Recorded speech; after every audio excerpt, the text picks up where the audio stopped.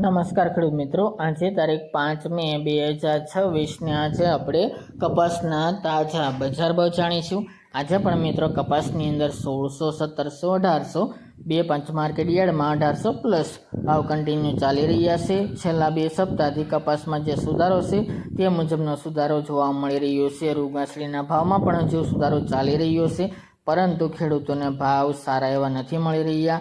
આ મુજબ અત્યારે જે ભાવ ચાલી રહ્યા છે તે વેપારીઓ માટે ગણી શકાય, બાકી ખેડૂત પાસે હાલ તો કોઈ જથ્થો નથી।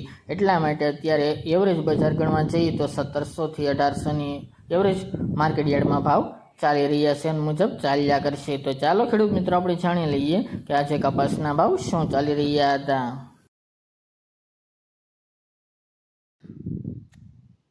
ખેડૂત મિત્રો, આજે આપણે કપાસના ભાવ જોઈએ તો હળવદ 1425 થી 1728 રૂપિયા, મોરબી 1100 થી 1620 રૂપિયા, જેતપુર 650 થી 1856 રૂપિયા, રાજકોટ 1511 થી 1921 રૂપિયા, જામજોધપુર 1300 થી 1755 રૂપિયા, ધારી 1525 થી 1675 રૂપિયા, ધંધુકા 1400 થી 1496 રૂપિયા, સાવરકુંડલા 1500 થી 1836 રૂપિયા, વિસનગર 1300 થી 1651 રૂપિયા, અમરેલી 990 થી 1900 રૂપિયા,